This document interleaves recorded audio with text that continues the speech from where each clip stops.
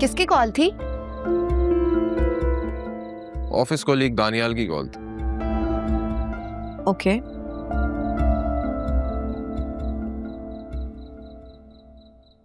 तुम शक कर रही हो मुझ पे? मैंने तो ऐसा कुछ नहीं कहा।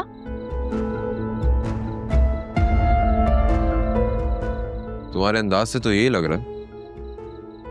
आपके दिल में चोर होगा तो आपको ऐसा लगेगा, वरना मेरा तो ऐसा कोई मतलब नहीं था। तुम आजकल मुझ पे कुछ ज्यादा ही तंज नहीं कर रही?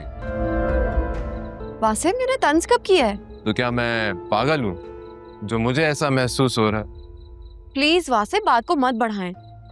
मैंने तो नॉर्मल सी बात पूछी थी आपसे। आलिया, उस दिन ऑफिस में जो कुछ भी हुआ है उसमें मेरा कोई कसूर नहीं था और मैं तुम्हें ऑलरेडी बता चुका हूं। ऐसे तो तुम भी ऑफिस में मर्दों के साथ काम करती है। मैं भी तो शक कर सकता। हाँ तो करें, आपको किसने रोका है? लेकिन याद रखें, शक करने के लिए वजह का होना जरूरी है। शक करने के लिए वजह का होना नहीं, दिमाग का खराब होना जरूरी होता है, जो कि मुझे लगता है कि तुम्हारा होने लगा है। उस दिन जो कुछ भी ऑफिस में हुआ उसमें मेरा कोई कसूर नहीं हो, मैं तुम्हें 10 मर्तबा बता चुका हूं। अब एक ही बात को बार बार दोहराना कहाँ की अक्लमंदी है?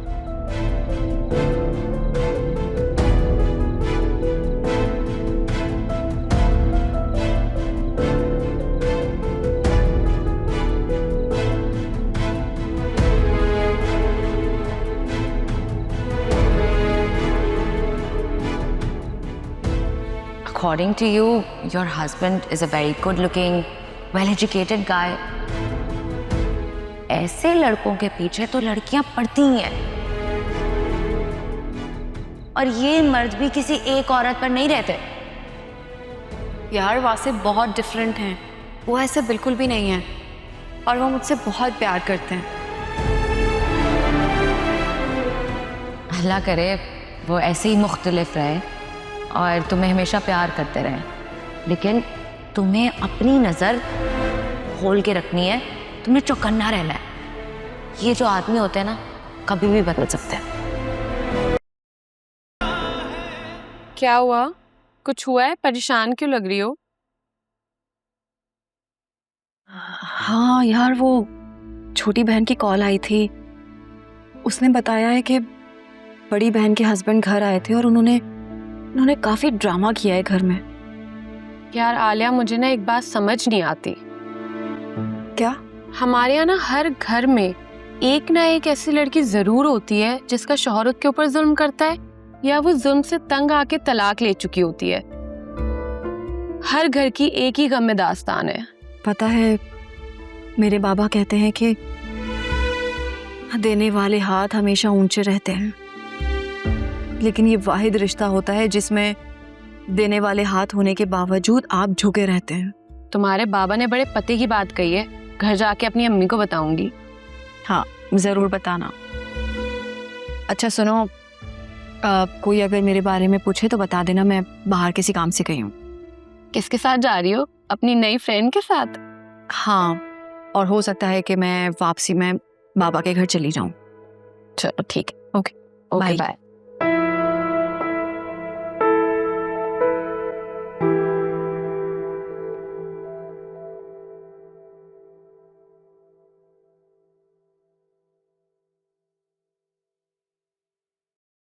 जब से आया हो मुंह लटका हुआ है तुम्हारा। लगता है बीवी की याद आ रही है। अम्मा ने अल्टीमेटम दे दिया है, चंद दिन है बस तुम्हारे पास। यार तुम तो ऐसे बातें सुना रही हो, सारी जिंदगी मैंने ही तुम पे पैसा लौटाया। अब 2 दिन तुम्हारे घर के रह लिया, अब तुम बातें सुना रही हो। ये था तुम्हारा प्यार? अम्मा को तो तुम जानते हो, बेहतर यही होगा कि कुछ पैसे उनके हाथ में रख दो। वो जो तुम्हारे क्रिप्टो के 2-3 लाख रुपए थे, उनमें से कुछ रख दो। मेरे पैसों पे खूब नजर है तुम्हारी। होने वाली बीवी हूं मैं तुम्हारी, तुम्हारे पैसे मेरे पैसे हैं यार।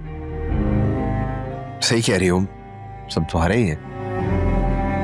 बस तुम फिक्र नहीं करो, सब ठीक कर दूंगा मैं।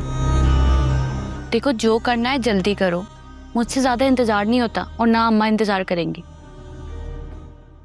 जुबी, जोया से अस्पताल में साइन करवाने का आइडिया तुम्हारा ही था ना? वो फ्लॉप हो गया तो भुगतो। सिर्फ तुम्हारा नुकसान नहीं हुआ, मेरा भी नुकसान हुआ है।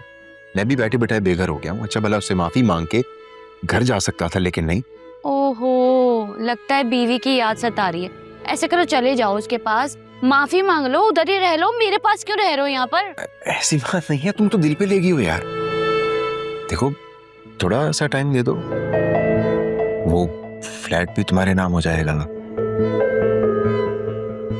तुम्हारी सर्जरी भी हो जाएगी, हीरोइन जैसी लगोगी तुम, फिर हम शादी कर लेंगे। अच्छा चलो तुम चाय पियो, मैं अम्मा के पास होकर आ रही हूँ।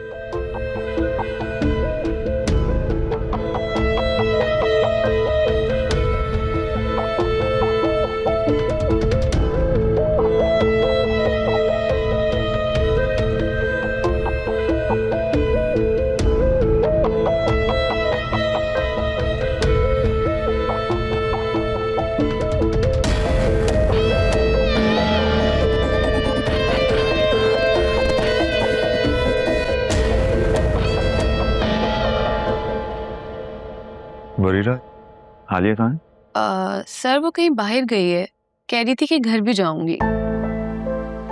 सुमीन पेरेंट्स के घर? Yes sir. सब ठीक है ना? आई मीन कोई इमरजेंसी तो नहीं? सर पता नहीं, परेशान तो लग रही थी मुझे। अच्छा ओके, मैं उससे कॉल पे बात कर लेता हूँ। Thank you. आलिया की शादी हो गई, मगर इनके दिल से आलिया के लिए मोहब्बत ना गई। नसीब नसीब की बात है। क्या कह सकते हैं।